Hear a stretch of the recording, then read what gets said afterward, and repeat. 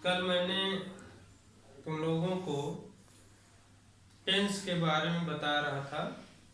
Tense कितने प्रकार के होते हैं। मैंने बताया था कि कुल टेंस 12 प्रकार के होते हैं।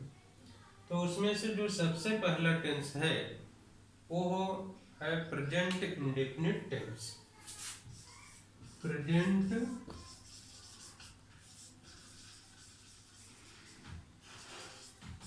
Indefinite tense. Present indefinite tense को सिंपल प्रेजेंट भी कहा जाता है बच्चों। सिंपल प्रेजेंट भी इसे कहा जाता है।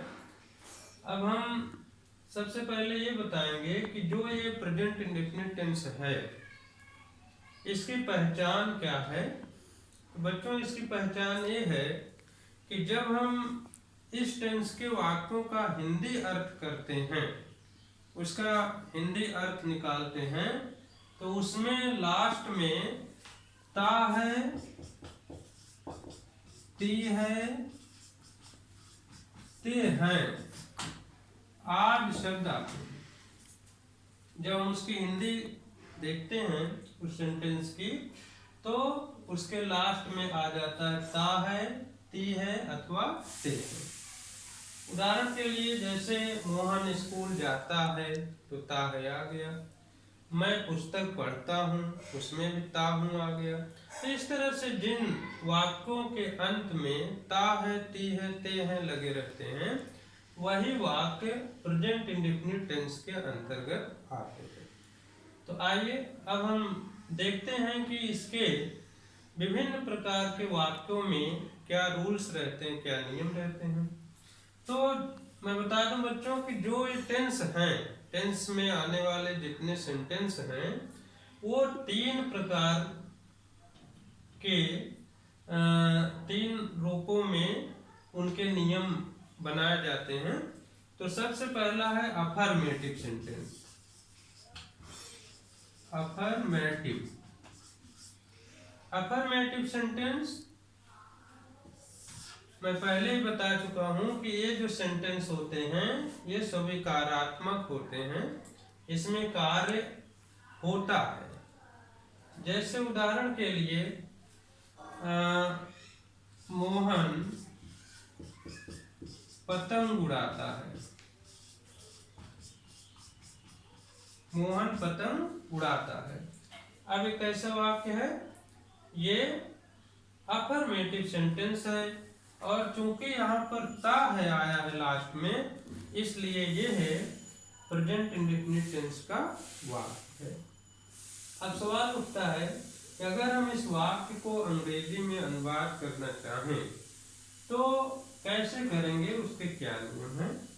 तो बच्चों मैं बता दूं कि जो प्रेजेंट इंडेफिनिट टेंस है इसमें सबसे पहले तो हम इज, एम, आर का प्रयोग नहीं करते हैं। यहाँ पर भले ही है आएगा, हूँ आएगा, हैं आएगा, लेकिन फिर भी हम इसमें इज, एम, आर नहीं लगाएंगे। तब हम क्या करेंगे, इसमें हमें ये करना रहता है कि ही, सी, इट, ये जो प्रोनाउन होते हैं ही, सी, इट तथा singular noun, singular noun, he, she, it pronoun और जो सिंगुलर नाउन आएंगे, एक वचन के नाउन आएंगे, उनके साथ में जो मुख्य क्रिया होगी, मेन वर्ब होगी, उसमें हम यस या ईएस बढ़ा देते हैं।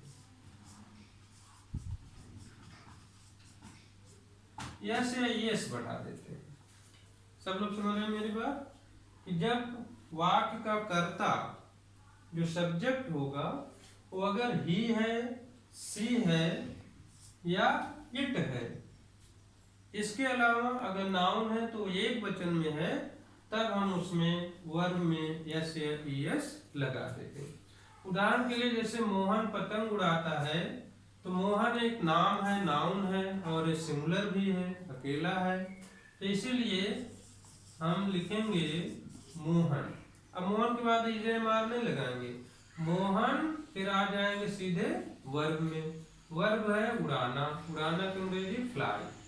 तो जो फ्लाई हम लिखेंगे उसमें हम ES जोड़ेंगे, मोहन फ्लाइज। देखिए यहाँ पर फ्लाई में FLY होता है, लेकिन जब ES जोड़ेंगे तो Y को हम I कर देंगे। मोहन फ्लाइज, अब क्या उड़ाता है, ए काइट। मोहन फ्लाइज ए काइट। अब सब लोग देख रहे हैं कि जब एक वचन आया तो यहाँ पर SAES बढ़ गया। लेकिन यही अगर बहुवचन आ जाए, चिल्ड्रेन, चिल्ड्रेन, यहाँ पे द लिख देते हैं, द चिल्ड्रेन ईट मैंगोज। अब देखिए यहाँ पर चिल्ड्रन बहुत से हैं, बहुवचन है, बहुवचन का नाम है, तो इसलिए यहाँ पर हम ईट केवल लिखेंगे, इसमें एस नहीं बढ़ा रहे हैं। ठीक है, बच्चे आम खाते हैं, इसका अर्थ हुआ बच्चे आम खाते हैं।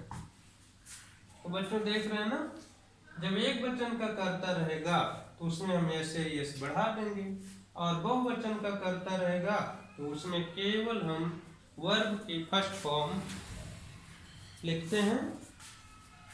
आइए हम इसको एक फार्मूले के रूप में भी समझते हैं। सबसे पहले इसमें हम सब्जेक्ट लिखते हैं, और फिर सब्जेक्ट के बाद तुरंत वर्ब। वर्ब में हम यस या ES बढ़ा देते हैं, उसके बाद फिर ऑब्जेक्ट लिखेंगे, ऑब्जेक्ट के बाद फिर अदर वर्ड्स जो भी रहेंगे उसे हम लिख देते हैं। तो बच्चों इस रूप में हम इसका अनुवाद करेंगे अफर्मेटिव सेंटेंस का। अभी हम और उदाहरण दे देते हैं। जैसे मान लीजिए है, वह भोजन पकाती है। अब यहाँ देखिए, सी कुक्स फूड। सी एक वचन है, मैंने कहा ही सीट के साथ ऐसे ES बढ़ जाएगा तो सी कुक्स फूड हो गया। लेकिन यहीं पर जैसे मैं कविता लिखता हूँ, मैं कविता लिखता हूँ। अब यहाँ होगा आई राइट, यहाँ राइट्स नहीं होगा, आई राइट ए पोएम। यहाँ पर आई के साथ में यस नहीं बढ़ा। तो बच्चों इस तरह से आपको जानना है कि ही सी इट के साथ में तो हम बढ़ाएंगे, लेकिन आई बी यू दे जो बहुवचन होते हैं, आई बी यू दे के साथ में हम SAES नहीं बढ़ाते हैं, ये ध्यान देना है। आई बी यू तथा दे ये ऐसे प्रोनाउन हैं जो प्लूरल माने जाते हैं। ये क्या है? प्लूरल। तो इन प्लूरल प्रोनाउन के साथ में हम SAES नहीं बढ़ाते हैं। जैसे ये मैंने उदाहरण दिया, आई राइट ए पोएम। तो इस तरह से ध्यान देना है अफर्मेटिव सेंटेंस। अब आता है निगेटिव सेंटेंस। निगेटिव सेंटेंस को हम अगली वीडियो में आपको पढ़ाएंगे। अभी यहीं पर इसे हम रोकते हैं। Thank you.